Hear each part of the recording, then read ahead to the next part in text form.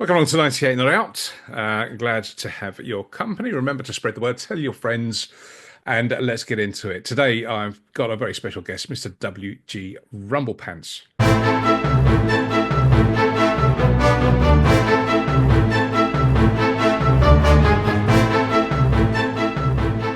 Rumble, great to see you. Looking resplendent in a retro England test shirt. My word, that brings back memories.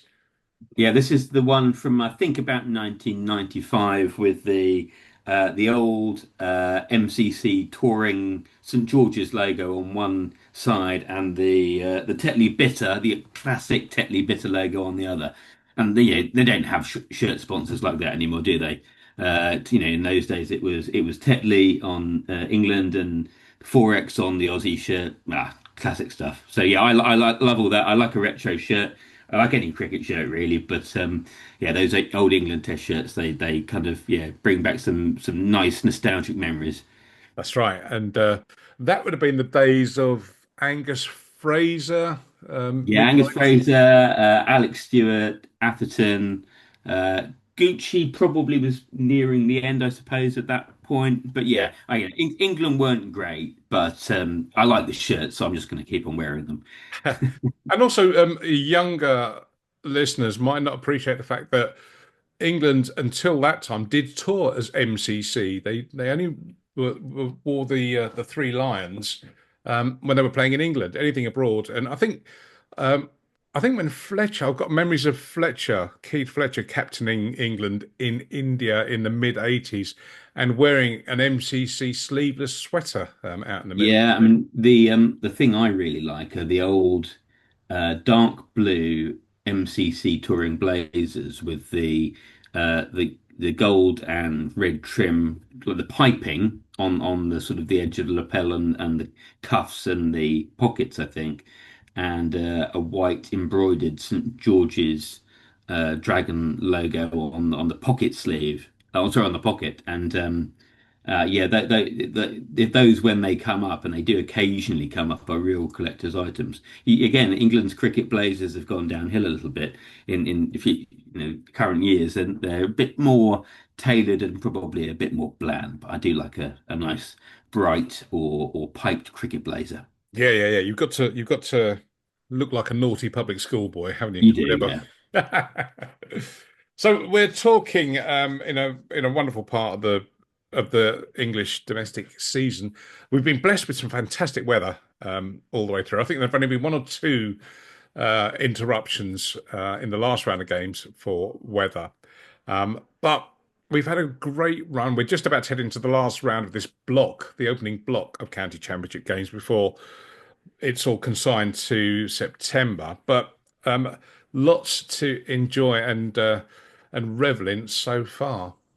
Yeah, and it's been interesting, and I can't believe we're already through that top block. It's gone really, really quickly. I was at Essex for the first game of the season with you actually, Yeah, that's right. I've never seen an outfield where the first day of the season the ball bounces on the outfield and there are puffs of dust on the outfield because it was so dry, and I think that's persisted. And groundsmen have struggled a little bit with how dry it's been in parts of the country. As a Surrey supporter, I would say that a few groundsmen where Surrey have been playing away may well have created dry, flat decks to try and negate the Surrey bowling attack. But fair play to them. But it's been really enjoyable, and we've seen the numbers coming through the gates. Again, I think the Ovals had record crowds over this last round, Fourteen thousand surpassing. or something, wasn't it? Yeah, it was about that 14,000. And there just seems to be a really positive vibe about county cricket this season. Don't know why. Maybe it is the good weather. It certainly hasn't hurt, but there's been some close finishes as well, which also doesn't hurt. And we've already seen, those classic photos that people like to say should be hung in the Louvre, where you've got all the players round the bat at the end of the last day. I love seeing that. Um, and those tense finishes after 4 days. We've been very lucky this year, I think, with the number of games that have gone that way. I like the fact that we're bemoaning the fact that we're already so far into it, but the fact that it comes thick and fast and is kind of draped over a weekend, Yeah. particularly when there's a bank holiday involved, uh, has also helped. Obviously, the weather, but also, as I will tell anyone that cares to listen to my witterings on, um, that the standard is still fantastic. You will see players of the highest order, turning out in county cricket, and I think that's why we get these, tense and dramatic finishes, and why the cricket is so good. Well, just look at the Surrey Yorkshire game today. You've had, former England teammates Jason Roy and Johnny Bairstow opposite each other, uh, and so many top star players. Jimmy Anderson back for Lancs and doing, the kind of Jimmy Anderson things. That's been a pleasure to dip in and out of as well. We are very, very lucky that we've got such a high quality group of players in and around the circuit, and I kind of revel in it. I just like seeing them all the overseas stars, all the returning England stars, and then the county stalwarts who are of a high quality anyway. Um, I'm never going to talk down county cricket because I think it's the sort of hotbed of the new talent coming up. I mean, James Minto is a name I think we will hear a lot about in the future, and uh, someone that bowls pretty speedily, but obviously also has the ability to score runs, as we've seen in this round. Right. So there's a lot of new talent coming through before you even get to the sort of the name players like the Archie Vaughans or the James Roos or Jacob Bethels who have been sort of forecasted to succeed for some time. There's a lot of other young talent that you might be less familiar with all coming through the county system as well. But that's another one of the pleasures of going to watch county cricket is that you might not be familiar with all the names on the scorecard, but all of a sudden someone starts performing, and then you make a little note. I'm going to Yeah, remember him. yeah, Um, that's and that's one of the things. So we've talked about the excitement of the first day of the county championship, which is always much looked forward to, and there's lots of countdowns of 100 days to go and all the rest of it. But if there's one thing that's a bit more exciting, I know you do that. if it's if there's one thing that's even more exciting, which takes us cricket fans to new levels of delirium, it's the onset of the international season, and England play their first Test match of the summer this week against Zimbabwe at Trent Bridge. This is Yeah, and so many unanswered questions going into this test summer, and this Zimbabwe test is particularly interesting because you've got Sam Cook's debut, and we'll get to see what he can do on that bigger stage.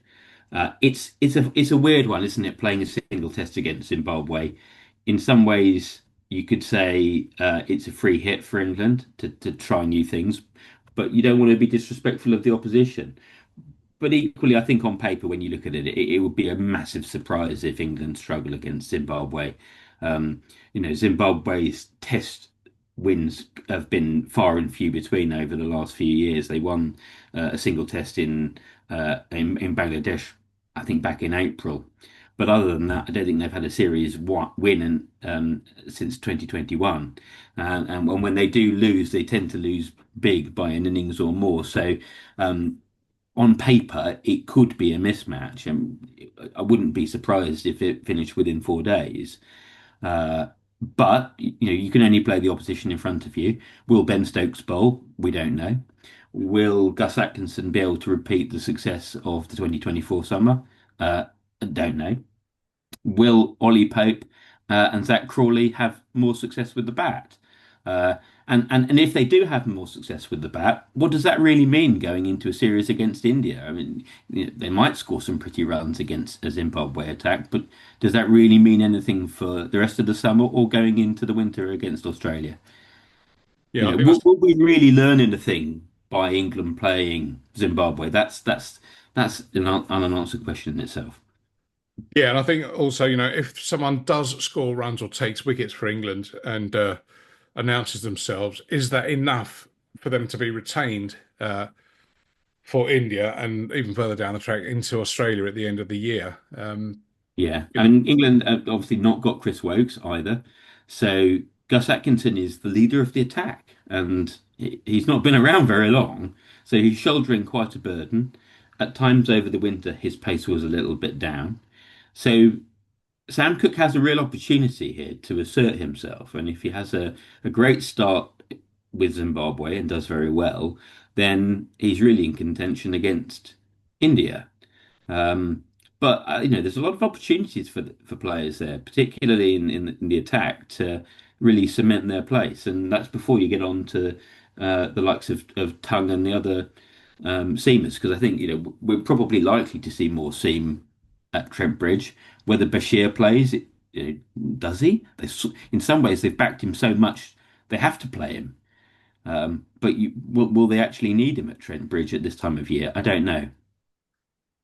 And what about the Zimbabweans?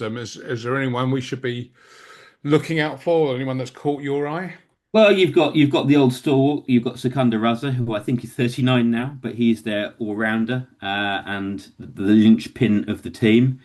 So he will almost certainly play. You've got Ben Curran playing against the country of his birth, opening the batting with Brian Bennett. He's had a sort of slightly indifferent start to his Test career, maybe. I mean, he's not. I don't think he's yet scored a Test 50 for them. He certainly didn't in the series against Bangladesh. But it will be interesting to see how he does against England.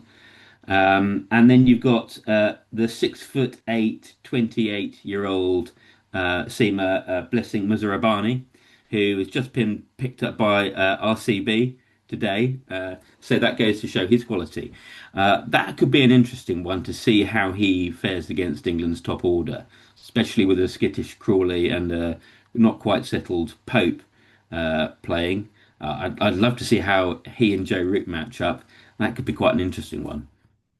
I have heard that Zach Crawley's been working hard on his short game, and some of his work on the putting green is absolutely superb at the moment. So he should be he should be in good stead. But, I mean, will England ever be able to shake the golf thing now? Probably not. They've obviously come out in the press to try and counter that. I've heard interviews with both Mark Wood and Ben Stokes where they've tried to change the narrative around golf and their training regime and get their own side of that story out. But it sort of feels that the joke is just rumbling on, and every time anyone gets mentioned about whether they'll be in and around the England side, the question always comes up: is their handicap good enough? So I'm not sure they'll ever quite lose that tag. Maybe they will if they win the Ashes, but Do that's a long way off yet. you know who's got the best handicap in the England squad? No, go on. Who's got the best handicap? Zach Crawley. Oh, well, there you are. Well, I mean, I'm sure that's purely a coincidence. But I mean, Simon Wilde wrote a nice piece in the Sunday Times at the weekend on this subject of England and golf and all the rest of it. And I think he basically sums it up that when England are winning, no one cares, do what you want. no, But when times get tough, these things get highlighted. I don't think it's helped as well by England players putting on their socials um, about playing golf and, hitting it and whatever else. And then Ollie Pope being excused from England duty last summer to go and play in the Volvo PGA. it's Uh, funny because they obviously interviewers go into interviews now almost mentioning the golf app because it provokes a headline, and you sort of feel that maybe England should not say, oh yeah, we are playing golf. Maybe they should be saying, actually, we don't really want to talk about the golf. We're not, we're here to play cricket, and try and shut down that conversation. But it is really noise around the outside, and you're completely right. If England were dominating every test, then those questions wouldn't be asked at all, and it wouldn't be part of the narrative. But England players at the moment are mentioning it just as much as anybody else, so maybe they need to put a lid on that. But I do think it's just extraneous stuff. Of course, they must be training. Of course, they must be working hard, and they'll be certainly be working hard with India coming up in the not too distant future. They will be very keen to win that Test series and win it in a dominant way and set themselves up for the winter. I've got high hopes for that one because there's a feeling of changing of the guard going on amongst with the India Test team. Obviously, the news of Kohli and Sharma as well, and it does. You all of a sudden start to look at that team, and it does look a little bit long in the tooth. Maybe, are they there for the taking? I don't know. I mean, you might have said, as an England fan, sometimes better the devil you know, and Sharma and Kohli weren't in the finest of form. And we know what the Indian conveyor belt is like when it comes to producing wonderful, talented players who seemingly come out of nowhere and do incredible things. Um, so I don't know. We'll have to wait and see who comes in. Kohli is obviously a difficult person to replace. Um, but that Indian conveyor belt is really strong, and I still think we're going to have a very interesting competitive test series this summer against India. Yeah, yeah. You know, See, well, you wouldn't be surprised if a few of those young stars don't actually start now that the old guard has moved on or is moving on. You know, it won't take much for them to establish their name, and all of those new stars suddenly burst into bloom and become the next Kohli or Sharma. yeah, that's right. That's right. I mean, in the People are way always that, looking for their heroes, aren't they? And as soon as one person's moved on, then the focus goes elsewhere. So yeah, we may well absolutely. see that. Just going back to Zimbabwe, I thought just flashed across my mind. They have recovered well from um, their earlier arrival on the international stage at the 1991 World Cup, where I know you are a huge fan of some of the kits that, and I think they still stand the test of time. But pretty much every nation had an iconic kit for that World Cup. That was the first time we saw proper coloured clothing at that level. Yeah, And I like those. I like all the retro county kits from around that time as well. But Zimbabwe, obviously, they've had political difficulties in the country, which hasn't helped anything. Um, but they have not had much success in recent years, and you sort of feel that things may be on the turn for them slowly. They are becoming a more professional outfit. They are getting better quality players. Mizurabani is clearly one that has attracted the IPL franchise's interest. Uh, but and back in 91, all right, back in 91. Now I know you were it's in your sweet spot. You were paying mm, attention, you were staying up to watch it and paying very, very close attention. Who was the coach of that Zimbabwe team? oh no, you're going to test me now. I'm not sure I could say. If I give you a clue that he was at Essex that day when we were sat together Was watching, he? It yes, it was. wasn't Toppers. Oh, it was Toppers. You're right. It was Toppers. I'd forgotten. Toppers Senior. No, Yeah. I'd forgotten he'd done that. You're quite right. Um, well, just goes to show how deep in the doldrums they were. And it's taken 35 years to recover. But it is Well, good. no, It is good. I mean, never, as you say, never discount some of these sides. I don't make quite a regular thing of highlighting cricket that's played amongst the not so fashionable places. I mean, cricket. People don't realise just how global the appeal of cricket and how widely it's played. So recently, I had on the president of the Saint Helena Cricket Association. St Helena is, I think, the most remote British territory. It's in the South Atlantic, somewhere between Africa and South is that America. not the island that Napoleon spent some time on That's when he it. was in Good exile? knowledge. Yeah, Good yeah, knowledge. Yeah, he saw his last days out in St yeah. Helena. And then you've got Ascension Island and Tristan da Cunha, which make up the trio Okay. of those islands. Yeah, I mean, And I actually did a post about this last night, and if you think about the variety in the game, both in terms of formats, all the way from the most ropey beer match village cricket on a Sunday up to Test cricket or the IPL at the other side of the spectrum, or your most sort of traditional working man's club in, the Yorkshire Dales to the Mumbai Maiden, or New Zealand, or well, United States of America these days. It is a game that genuinely spans the globe, genuinely brings all kinds of people from all walks of life together in the same passion. And I'm sure, like me, you've established friendships on social media with people all over the world through cricket, from Pakistan to India to the US and beyond. it's an amazing game, isn't it? The spectrum, the kaleidoscope of cricket, all of the colours and the flavours and the brands of cricket that we all enjoy. But it's all cricket, and that's what brings us together ultimately. That's well, it brought you and I together. Indeed. Yeah, exactly. It's like, what more can I want out of the game? We'll look forward to this Zimbabwe test, and hopefully it's a beautiful hors d'oeuvre to the main course of India in the summer, and then of course we've got the sumptuous pudding of the Ashes at the end of the year. Rumble, brilliant talk, and I hope you enjoy it. I hope you get to go and witness some of it. And Well, we haven't also, even, yeah, I mean, we haven't even talked about the World Test Championship, and actually, that's the one I have got tickets oh for. So, right, yeah, yeah, of course, so of I'm course. going to see, I'm going to see that. Whether the IPL franchise is sort of hanging on to their South African players for that little bit longer will affect the result. Who knows? But yeah, actually, I'm really looking forward to that because that again is going to be really high quality Test cricket. I back Australia to win it. Uh, and that obviously gives them a bit of a boost for the winter. But I went to the last one at the Oval, and that I was a went to that. brilliant spectacle. Great fun day out, and so I'm very much looking forward to going to Lords for this one.